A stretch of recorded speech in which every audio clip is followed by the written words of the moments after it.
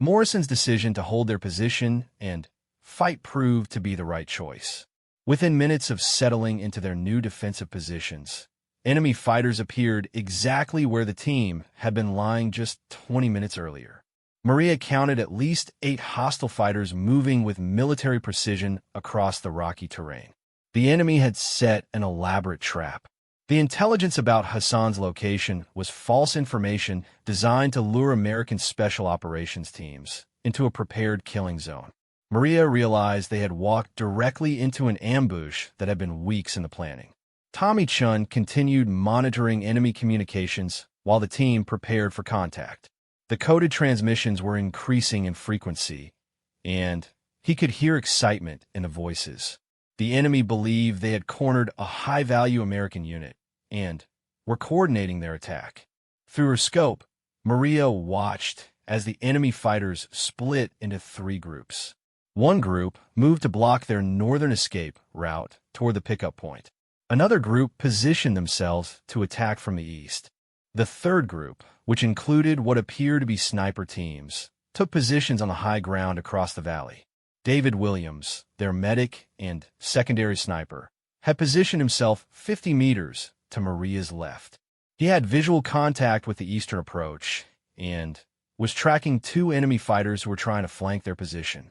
His Barrett rifle was loaded and ready, but Morrison had ordered them to hold fire until absolutely necessary. The enemy was being methodical in their approach. They knew the Americans were trapped and saw no need to rush. This patience worked to the SEAL team's advantage, giving them time to assess the situation and plan their response.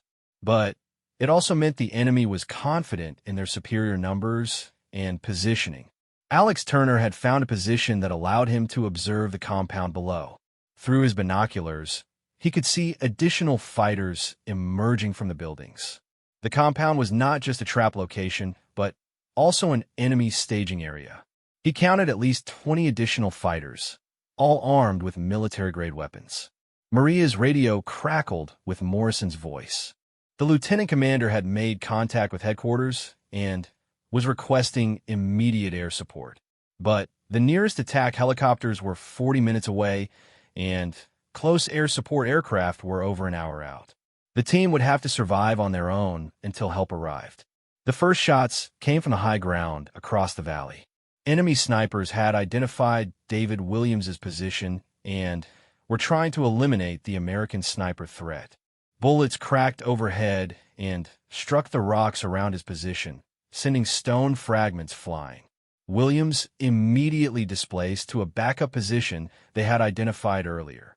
Maria heard the distinctive whistle of incoming mortar rounds. The enemy had brought indirect fire weapons to ensure the American team could not escape. Explosions erupted across the hillside as the enemy attempted to bracket their position with mortar fire. The rocky terrain provided some protection, but the concussive force of the explosions was still devastating. Morrison made the decision to break contact and move to a more defensible position. The team began a tactical withdrawal under fire, with each member covering the others as they moved in short bounds between rock formations. Maria provided overwatch, scanning for enemy movement and engaging targets when they presented themselves. The enemy fighters were good, but they were not as well trained as the SEAL team. They moved predictably, following standard small unit tactics rather than adapting to the terrain and situation. Maria took advantage of their predictability, anticipating where they would appear next and positioning herself accordingly. Her first confirmed kill came when an enemy fighter exposed himself while trying to get a better angle on Tommy Chen's position. Maria's shot was perfect, striking the fighter's center mass and dropping him instantly. The other enemy fighters immediately went to ground, realizing they were facing a skilled sniper. The firefight intensified as both sides fully engaged. Automatic weapons fire echoed across the valley as the enemy fighters attempted to suppress the American team with volume of fire. Morrison's team responded with precise, aimed shots that made every bullet count. Mike Rodriguez identified an opportunity to use his explosives training. A group of enemy fighters had taken cover behind a large boulder formation. He worked his way to a position where he could place a demolition charge that would eliminate the threat. The explosion brought down several tons of rock, effectively neutralizing that enemy position. But the team was taking casualties. Alex Turner was hit in the shoulder by sniper fire from across the valley. David Williams immediately moved to provide medical treatment, while Maria provided covering fire. The wound was serious, but not immediately life-threatening, though it significantly reduced Turner's combat effectiveness. Tommy Chun maintained communication with headquarters throughout the firefight, providing updates on their situation and coordinates for air support when it became available. His radio equipment had been damaged by shrapnel from a mortar round, but he managed to maintain contact through backup systems. The enemy began a coordinated assault from multiple directions. Maria could see them moving in bounds, using covering fire and tactical movement to close the distance. Their training was better than she had initially assessed, and their equipment was modern and well-maintained. Morrison realized they needed to change tactics. Staying in their current position would eventually result in being overrun by superior numbers. He made the decision to break contact completely and attempt to reach an alternate extraction point further north. The risk was high, but remaining in place guaranteed defeat. As the team prepared to move, Maria noticed something that chilled her blood. Through her scope, she could see enemy snipers taking positions that would allow them to engage the team during their withdrawal. These were not ordinary fighters, but professional soldiers with advanced training and equipment. One enemy sniper had positioned himself in a location that dominated the team's most likely escape route. Maria realized she needed to eliminate this threat before the team could safely move. The shot would be challenging, over 800 meters across the valley with crosswinds affecting bullet trajectory. She took her time, calculating wind speed and direction, estimating the range precisely, and accounting for the target's movement patterns. This shot would determine whether her team lived or died. There would be no second chance. The enemy sniper was good, but he made one critical mistake. He exposed himself for just a moment while adjusting his position to get a better angle on Morrison's team. Maria was ready. Her shot crossed the valley in less than 2 seconds, striking the enemy sniper and eliminating the threat to her team's withdrawal. But Maria's muzzle flash had revealed her position to other enemy fighters. Immediately, concentrated fire began impacting around her location. She had to move quickly or risk being overwhelmed. The team's survival now depended on her ability to continue providing overwatch while they displaced to safety. The final stand the concentrated enemy fire forced Maria to abandon her overwatch position immediately. Bullets struck the rocks where she had been lying just seconds after she rolled away. The enemy fighters had quickly triangulated her position after her successful shot across the valley, and now they were determined to eliminate the threat she represented. Morrison's voice came through her earpiece with urgency. The team was beginning their tactical withdrawal, but they needed covering fire to prevent the enemy from following too closely. Maria found herself in the impossible position of providing security for her teammates while being actively hunted by multiple enemy fighters. She moved in short bounds between rock formations, never staying in one position for more than 30 seconds. Each time she stopped, she scanned for targets and took shots when opportunities presented themselves. Her ammunition was running low, and every shot had to count. David Williams had successfully treated Alex Turner's wound and gotten him mobile again. Though Turner could not fight effectively with his injured shoulder, he could still move and help carry essential equipment. The team's cohesion remained intact despite the pressure they were under. Tommy Chun had managed to re-establish solid communication with headquarters. Air support was now 15 minutes away, but the team needed to survive until then. He also received intelligence that additional enemy reinforcements were moving toward their location from 2 different directions. The situation was becoming desperate. The enemy fighters were becoming bolder as they sensed victory. They began moving in larger groups and taking greater risks to close with the American team.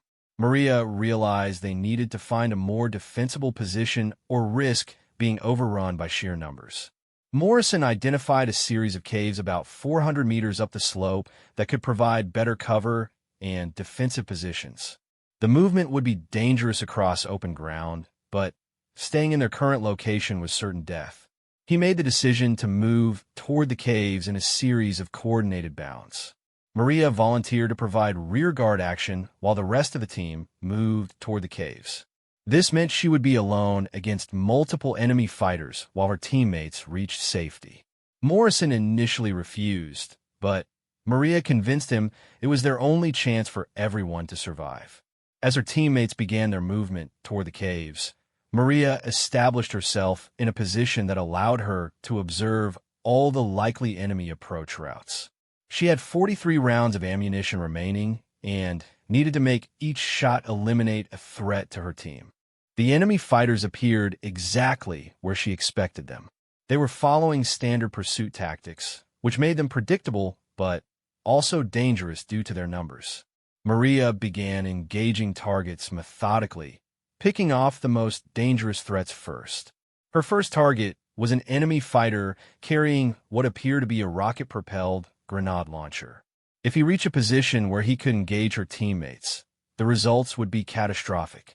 Maria's shot struck him center mass, and the secondary explosion from his weapon eliminated two other fighters who had been moving with him. But Maria's position was now completely compromised. Enemy fighters converged on her location from 3 different directions. She had perhaps 2 minutes before being completely surrounded. Her teammates were still moving toward the caves and needed more time to reach safety. She displaced to a secondary position she had identified earlier, a small depression between 2 large boulders that provided cover from multiple directions. From here, she could continue engaging threats while remaining relatively protected. But ammunition was becoming a critical concern. Enemy fighters began using suppressive fire to pin her down while others moved to flank her position. Maria realized they were coordinating their attack professionally and would soon have her surrounded. She needed to break their coordination with unexpected action. Maria made a decision that went against all her training. Instead of continuing to fight defensively, she began an aggressive advance toward the largest group of enemy fighters. This unexpected action disrupted their plans and forced them to react rather than execute their coordinated attack. Her aggressive movement allowed her to eliminate 3 enemy fighters who were not prepared for her sudden approach. But it also put her in extreme danger as other enemy fighters adjusted their positions to engage her new location. She was now completely cut off from her team and fighting alone. Morrison's voice in her earpiece was urgent.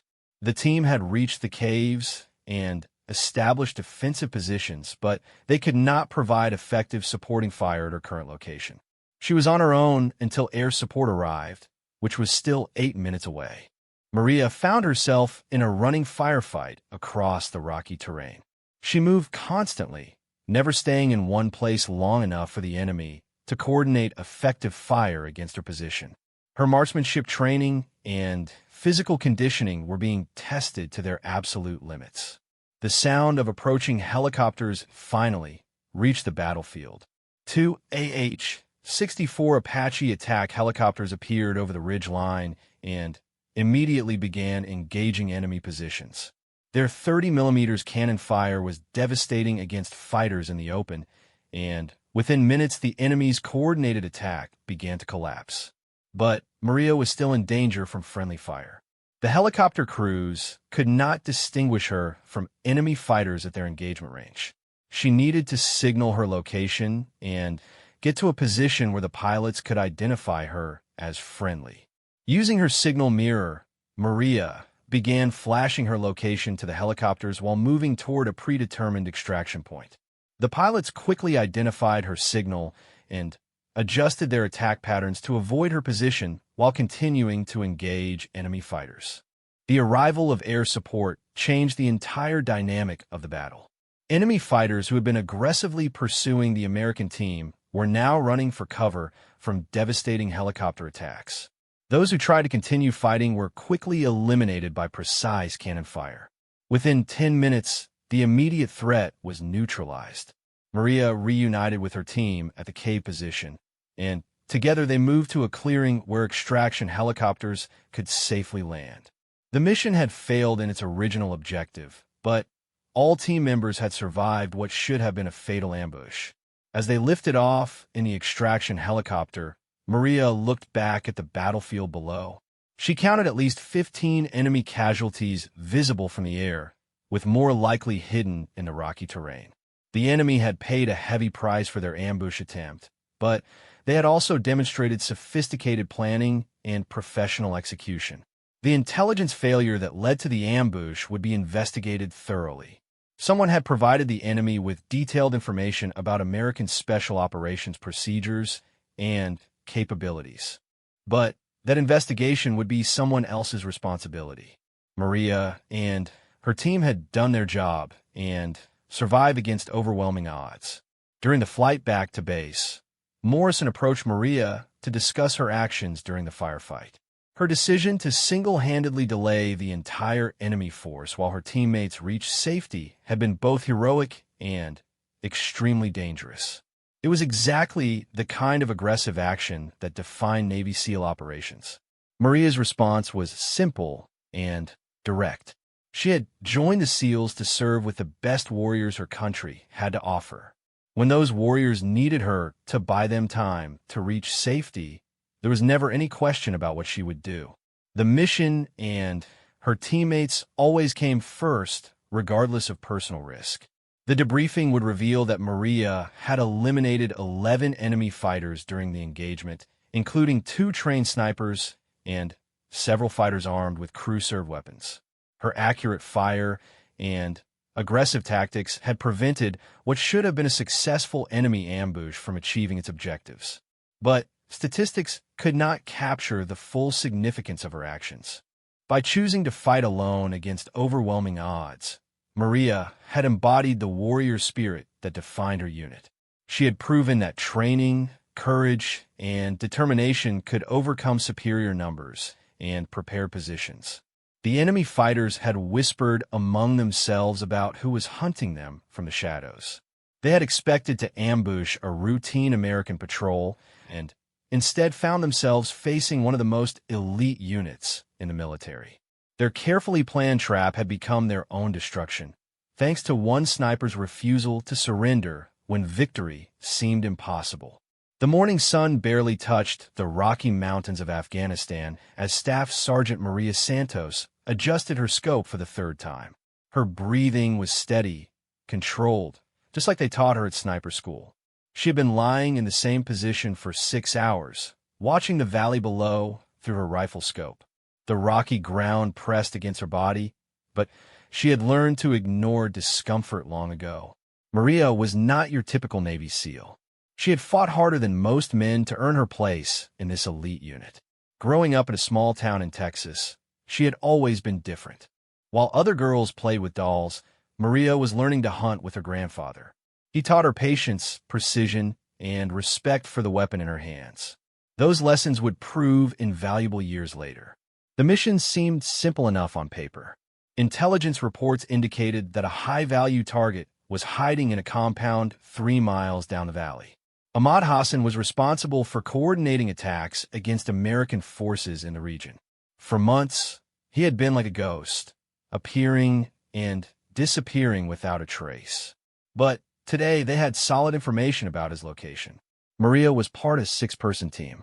Team leader Lieutenant Commander Jake Morrison had handpicked each member for their specific skills. Besides Maria, there was Petty Officer First Class Tommy Chun, their communication specialist. Petty Officer Second Class Mike Rodriguez handled explosives and breaching. Chief Petty Officer David Williams was their medic and second sniper. Petty Officer Third Class Alex Turner managed reconnaissance and intelligence gathering. The team had inserted under cover of darkness 3 days ago. They moved like shadows through the mountainous terrain, avoiding villages and known enemy patrol routes. Each step was calculated, each movement deliberate. They could not afford to be detected before reaching their observation position. From their vantage point, Maria could see the entire compound through her scope.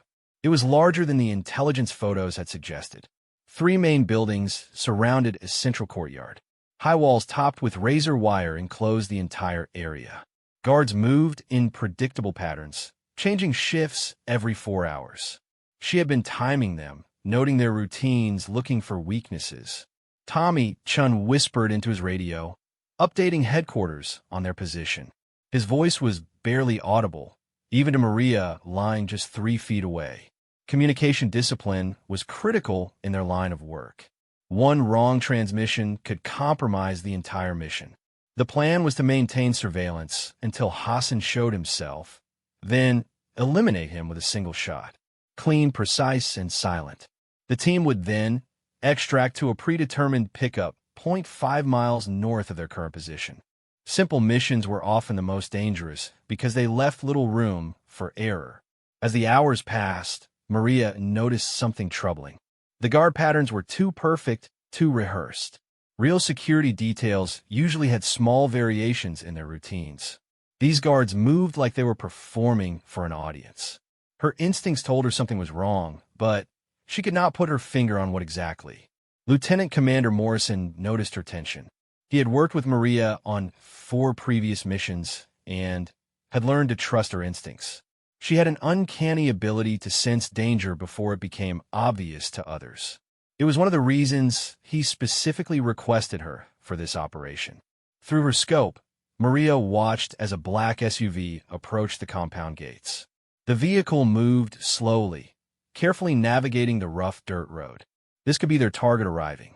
She adjusted her position slightly, preparing for a potential shot. Her finger rested lightly on the trigger guard, ready but not committed. The SUV stopped at the main gate. 2 guards approached the vehicle while others took defensive positions. This level of security was consistent with protecting a high-value individual. Maria focused her crosshairs on the vehicle's rear door, waiting for Hassan to emerge. But something felt wrong. The guards were too alert, too ready. Their weapons were positioned for immediate action rather than routine security checks. Maria had observed enough genuine security operations to recognize when something was staged. She whispered her concerns to Morrison through her throat microphone. Her voice was barely audible, but the sensitive equipment picked up every word. Morrison acknowledged her observation and passed the information to the rest of the team. Tommy Chun had been monitoring enemy radio frequencies since they arrived. Most of the chatter was routine coordination between checkpoints and patrol units. But in the last hour, he noticed an increase in coded transmissions. The enemy was definitely planning something, but their encryption made it impossible to determine what. The SUV doors opened and 3 figures emerged. Maria studied them through her scope, comparing their appearance to the photos of Hassan she had memorized. None of them matched. These men were younger, dressed differently, and moved with the confidence of soldiers rather than the caution of a fleeing terrorist leader. Maria's suspicions were confirmed when she noticed movement in the hills across the valley. Sunlight reflected off what could only be optical equipment. Someone else was watching the compound, and they were in a perfect position to observe her team's location. She immediately alerted Morrison to the potential threat. The lieutenant commander made a quick decision. They needed to change positions immediately. The mission could wait, but their lives could not. He gave a silent hand signal to begin tactical withdrawal. The team began moving in careful bounds, with each member covering the others as they displaced.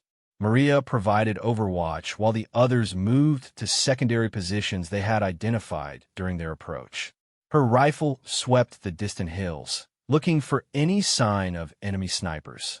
As they moved, Maria caught a glimpse of movement much closer than expected. 2 figures in camouflaged clothing were working their way up the slope toward their original position. The enemy had definitely located them, and they were moving to engage. Morrison made another quick decision. They could not outrun the enemy in daylight across open.